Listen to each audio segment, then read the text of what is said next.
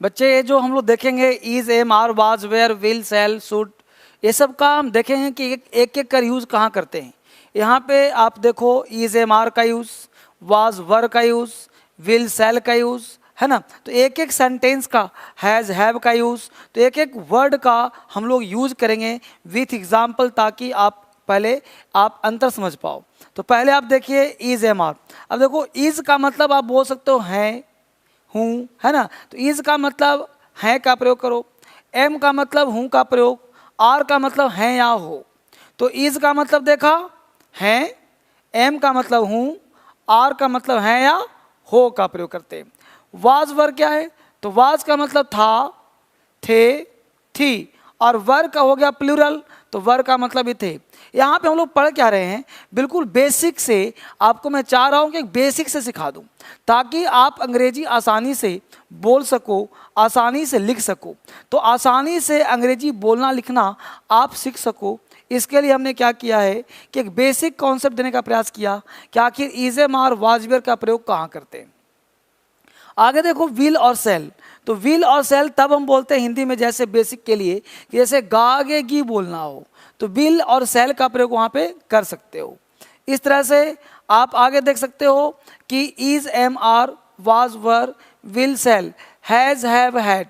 अब हैज़ क्या है, तो हैज़ रखना, है ना, हैव रखना, है ना, हैज़, हैव, हैड तो रखता है, रखता है, रखते थे, इस तरह का प्रयोग करेंगे हैज़, हैव, हैड में। इसके साथ साथ आप आगे बढ़ोगे तो आप देखोगे आगे जाते जाकर के शुड का मतलब चाहिए के सेंस में, शुड चाहिए, कैन सकना, कैन का मतलब शकना, मे का मतलब ही सकना का ये सेंस निकाल करके आप बेहतर अंग्रेजी बोल सकते हो। अब यहाँ पे हम लोग देखें तो use of is, am, are. तो एम आर क्या कह रहा है भाई, तो एम आर का मतलब जैसे बोलना हो कि आई एम अ टीचर, तो आई एम अ टीचर, मैं टीचर हूँ, है ना। I am a teacher, I am a student, I am an engineer. तो इस तरह से सेंटेंस आप बना सकते हो।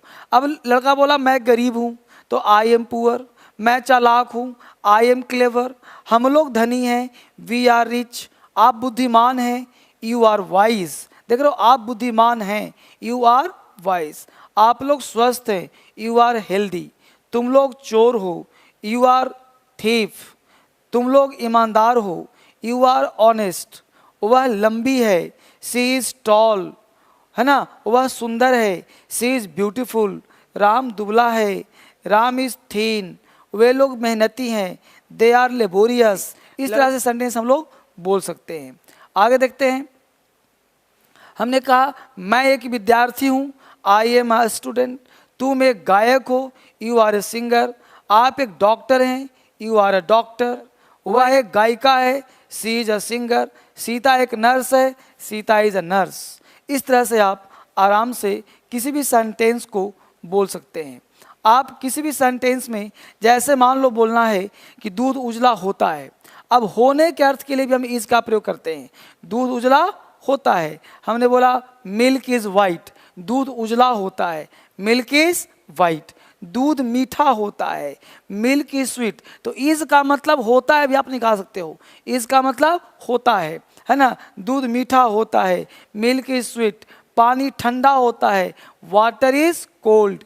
चीनी मीठी लगती है या चीनी मीठी होती है, शुगर इज स्वीट। तो लगती है, होती है को भी आप इज, एम, आर से प्रयोग कर सकते हो, है ना। चीनी मीठी होती है, शुगर इज स्वीट। चीनी मीठी लगती है, शुगर इज स्वीट।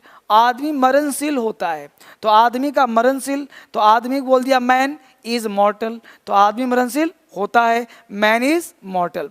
शिक्षक दयालु होते हैं, teachers are kind, teachers are kind.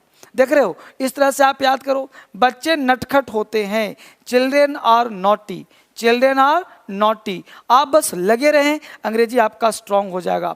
बच्चे नटखट होते हैं, चिल्ड्रेन आर नॉटी। सूर्य गर्म होता है, the sun is hot, the sun is hot. दूध लाभदायक होता है, milk is useful, milk is useful.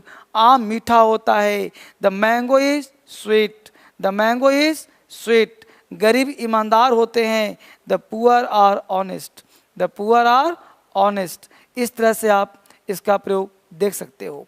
आगे हम लोग देखें वाज वेयर का प्रयोग। यहाँ पे वाज वेयर की बात करें बच्चे, तो वाज वेयर से भी आप जितने चाहो सेंटेंस बना सकते हो। वाज वेयर यहाँ पे हम बोलना चाहेंगे कि वाज और वर को आप एक्सिलरी वर्ब और मेन वर्ब की तरह यूज़ आप कर सकते हो। जैसे कुछ लोग बोलते हैं मैं गरीब था, तो आई के साथ वाज लगाएंगे, आई वाज पुअर, मैं गरीब था। हम लोग तैयार थे, वी वर रेडी, हम लोग तैयार थे। आप थके थे, यू वर टायर्ड, आप थके थे, यू वर टायर्ड। तो यू हो गया सब्जेक्ट और वर था थे थी, तो यू वर टायर्ड। सीता लाचार थी, सीता वाज हेल्पलेस, वह लंबी थी, सी वाज टॉल, है ना। वे लोग अशिक्षित थे, दे वर अनएडुकेटेड, दे वर अनएडुकेटेड। लड़के तैयार थे, the boys were ready, the boys were ready. वह एक किरानी थी, सी वाज अ क्लर्क। हम लोग हाकिम थे, वी वर ऑफिसर्स, हम लोग ऑफिसर्स थे, है ना। वे लोग डॉक्टर थे, दे वेयर डॉक्टर्स।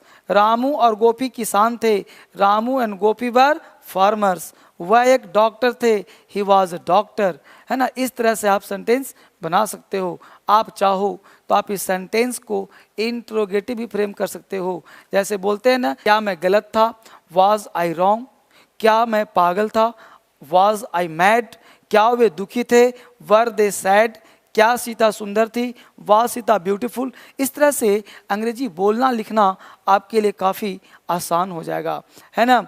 आप इसको सेंटेंस को इजी से, मान लो आपको विल बी और शैल बी से बोलना है ना। तो विल बी शैल बी का मतलब जहाँ पे गा आगे का सेंस होगा, तो गा आगे की जहाँ बोलना होगा वहाँ विल बी और शैल बी का प्रयोग कर सकते हो। जैसे मैं बोलूँ मैं खुश रहूँगा, आई शैल बी हैप्पी, मैं खुश रहूँगा, आई शैल बी हैप्पी। मैं तैयार रहूँगा, I shall be ready, I shall be ready, मैं तैयार रहूँगा। हम लोग भूखे रहेंगे, we shall be hungry, we shall be hungry. Sita बीमार रहेगी, Sita will be ill, Sita बीमार रहेगी, सीता विल बी इल।